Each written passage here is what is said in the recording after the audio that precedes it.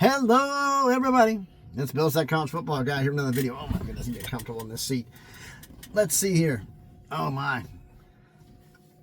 This has been going nuts on X, and people have been bringing up, and I've been getting messages about it, about how the wording of the House settlement makes it appear the fact that the Pac-12 can be going back to autonomous status. Is that what's going to be going on here? I mean, okay, let's get in it. If you've paid attention to anything on the House settlement and what's going on there, the Pac-12 was originally defended because at the time, the Pac-12 was a power conference and it was an autonomous conference. That status has been taken from them. Now, I have said it before, Sankey and Petitti, the respective commissioners of the SEC and the Big Ten, don't want any more people biting into the pie. So they will find a way to get out of this. Now, that going forward, we got all this going on here. The way the wording looks, you could infer it that way. You can infer the fact that the defendants, no, we're going to get it back. And I'm going like, and I said this, and no offense to Boise State, San Diego State, Fresno State, Colorado State, and Utah State, but Greg Sankey will not put you on the same level as Alabama and Georgia. He won't allow it. He will figure out a way around it. And it came down to the simple fact of the matter that everybody's talking about it. They'll sue. Would the Pac-12 sue? Yeah, they would sue. Would they? Would the Big Ten and them really want to have them back? I mean, yeah, we wanted the core five back again, but the Pac-12 is not the conference of champions anymore. That conference is dead. It's long gone. And I was talking to a bunch of people, messages on different people. Immaculate and I on X had a long conversation. Shout out to JY and the Big Mountain Podcast. They personally put this stuff on X. It was the same time as I was getting text messages on it.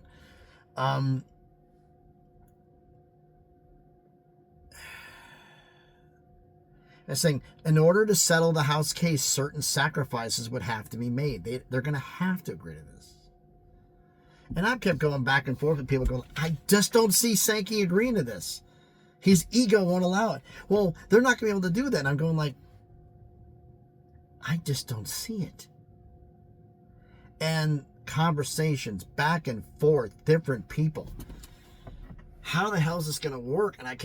And it's like they're going to have to be an autonomous conference. And, UNLV made the mistake. By the way, the story about UNLV going out there $30 million in debt. Apparently somebody at the RJ, somebody put out the story, Nevada Regents are sabotaging UNLV. Somebody from the RJ apparently couldn't read. The 5-year summary for cumulative expected losses for UNLV up to 2029, which is 5, 6, 7, 8, 9, 5 years, without any additional revenue, which is the media deal stays at 3.5, no increase in ticket sales, no increase in merchandising, no poaching fee money or exit fee money. None of that. None of that was counted. Would be $29 million in the hole. They're going to get something. So they're not going to be as bad off. And this was already factored in. And the fact is that was already factored in when they factored the contract for Coach Mullen. So that was just somebody at the RJ trying to get a headline or just didn't read the date. But it's a nothing burger. And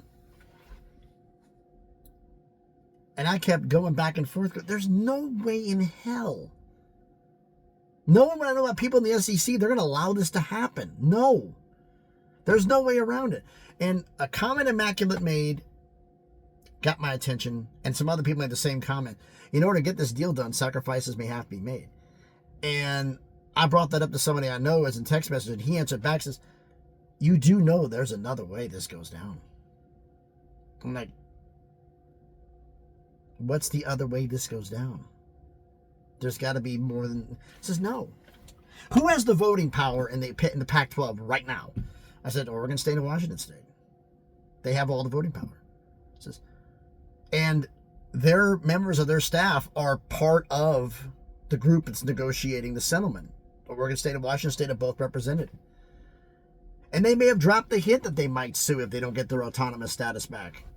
Or they might have dropped a different hint, is what a friend of mine suggested. And the more I listen to it, going like, that would fit. That would really fit. They get what Oregon State and Washington State wants. Says, you know what? I can hear the conversation. This is me, supposition, rumor and innuendo. Friends of mine told me on messages and from other people I've talked to. Same consensus between all of us. They dropped the hint and says, you know what? We're going to sue. We don't get the autonomous status. But you know what? We won't sue. We won't sue you over not getting it. We won't even fight you about the Pac-12 not getting it. But we want something in return. What's that? Bring Oregon State and Washington State into a P4. We need the money. Bring us into a Power 4 conference. Since we have the decision-making power, we'll agree and sign off on all of that. If we have a guaranteed spot in a P4, we get to be where we want to be, and the Pac-12 can just take care of themselves. Knowing how Oregon State and Washington State work, it would not surprise me in the least if they did that. We won't sue. 2028, 2027, probably 2028, or 2027, we join a conference. That means ACC or Big 12. I don't think the ACC would do it unless ESPN tells them to, or there's the possibility it could be the Big 12. And Brett Yormark gets convinced to do it with help from ESPN and Fox to avoid the lawsuits. They kick in the money to make it to happen. Maybe the other conferences, the ACC, the Big 10 and the SEC kick a little money in under the table to Brett Yormark and the Big 12. So I'm figuring probably the Big 12 would make the most sense. And they join that conference.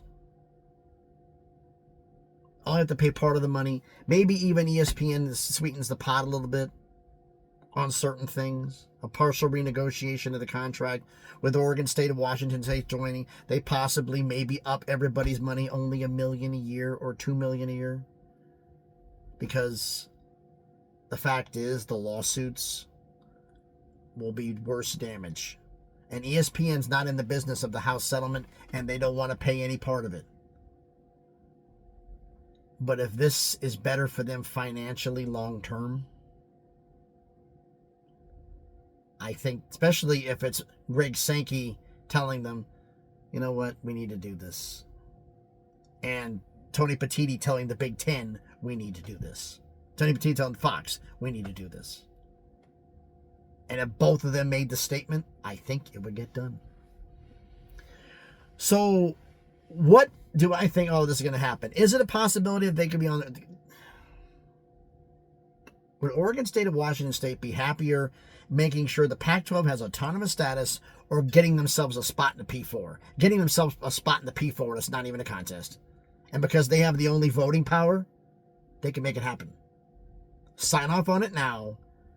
We'll agree to it. Oregon State and Washington State get invited into the Big 12 or the ACC. I think the Big 12 probably the most likely. It solves the problem, future problem potentially for Brett Yormark was wanting to have the Pacific time zone. If daylight savings time gets muted that President Trump's talking about, Oregon State and Washington State are in the Pacific, so it solves that. I mean, it's not exactly the best places in the world to get to, but sacrifices may need to be made. And since Brett Yormark's in great communication with Greg Sankey and Tony Petitti, it would not surprise me if they did this. Maybe even throw them a bone by scheduling more non-conference football games against Big 12 opponents. Maybe working that out as part of the deal where each one plays one of the schools in the conference, giving them some extra exposure if they want it. There's ways to do this, so. Could it be the fact this is a nothing burger and they're just there for the sake of being there because they were defendants before and they've got to represent their interest? Yes. But the thing of the matter is, if they don't get their autonomous status back, they will sue. Nobody disputes it. Based on what the Pac-12 has done, they will sue to get it back. So the only way they get out of it is, one, you give the Pac-12 autonomous status, which the other schools in the conference, they don't want to let happen. Or two, you bring them into a Power 4, Big 12, ACC, Big 12 most likely, and make the money work to make everybody happy, to avoid the lawsuit, to streamline this, for the sacrifice to be made. And if it came down to membership that, hey, everybody in the SEC, hey, we got to kick back a little bit of extra money here, maybe $250,000 a school, $500,000 a school, that'll come out of the ESPN payment for the increase, or $1 million a school, or whatever it is. We're going to help subsidize Oregon State and Washington State for the next 10 years, or 5 years, or whatever. So that way we don't have to, this House lawsuit can be done with and we don't have to deal with this crap anymore. I think of all the options, that might be the most likely. Leveraging themselves into avoiding the lawsuits, leveraging themselves into a P4 invite. Sake of argument. Let's say that happens. Oregon and the state of Washington State leave. What's the Pac-12? Mountain West 2.0. Think they'll be fighting a merger at that point? Because they won't even have a conference anymore? The Mountain West will still be an intact one? The 5 departing schools having to come back with Texas State and Gonzaga? Would the Mountain West join the Pac-12? If this situation happened, if I'm Gloria Navarro, I'd say, hell no, you're joining us. Because the reason I'm figuring 2028, so that way they can keep, Oregon State and Washington State can keep their money. I mean, it's 2027 they got to do it by, but they could do it 2027. I figure 2028. A little bit further down the road, or they could do 2027 either way. But it'd solve the problems, wouldn't it? How messed up would that be? The Pac-12 folds before it ever happens. I'm figuring 2028 because they could be in the conference for a year, run the conference for a year, then bail. Announce the conference during the year, all 2026, and then June 30th announce that they're leaving 2027, announce they're leaving 2028 for the Big 12 of the ACC. Wouldn't surprise me in the least. It's one way to avoid the lawsuits because they've got all the voting power. They could say, yeah, we're not going to sue. Put us in a power conference. What can the other schools say? Nothing. Nothing.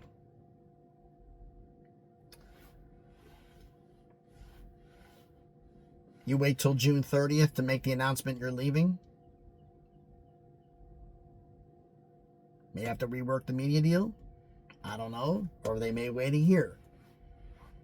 So that way the media deal and the conference is intact and they don't have that thing blowing up in their face. And have lawsuits from that's why I figured 2028. They could do the entire 2026-2027 season, complete it, 1 year of the media deal done, all the conference schools are in, all of that is done. And that way they don't get sued for stripping the conference before whatever's formed because it will have existed for a year.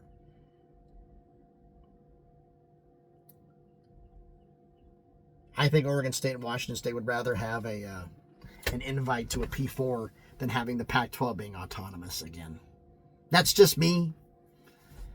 It makes sense, but I've done enough yapping. You need to tell me what you think about this down in the comments. So thanks everybody for watching. If you haven't done it already, do me the favor. Smash the like button. Hit the thumbs up. It helps with the algorithm. Helps YouTube know, hey, people like this video. Maybe want to promote it more.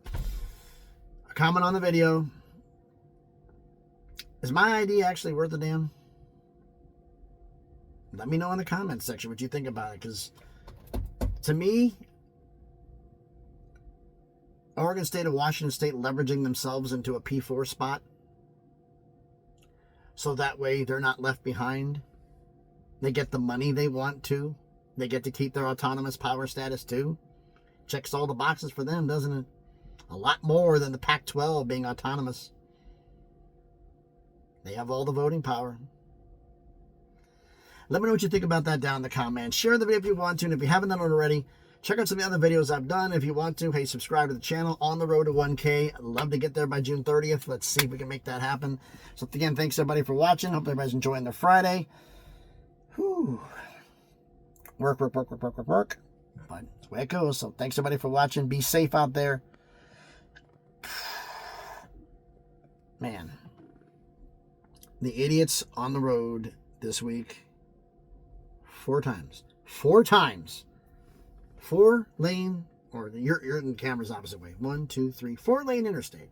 I'm in the far right lane. Guy in a car comes in the far left lane. Actually, I'm not in the far right lane. I'm in the second lane, next to the first lane. He comes in front of me, cuts around, and cuts all the way across to the exit. 4 times. One, I almost hit him. The 4th one, the guy tried to avoid an SUV coming up, spun out of control, went across the exit ramp, down the ravine, and then hit into the trees. It's not that important. Slow your butt down. Okay? It's not that not worth your life, not worth the total car and the insurance problems you're going to have. Okay? So be safe out there. Watch out for the idiots. They're out in full force. Spring breakers are out, so the dumb drivers are up more because some of the spring breakers are more concerned with partying than actually paying attention. So be mindful and please be good to each other.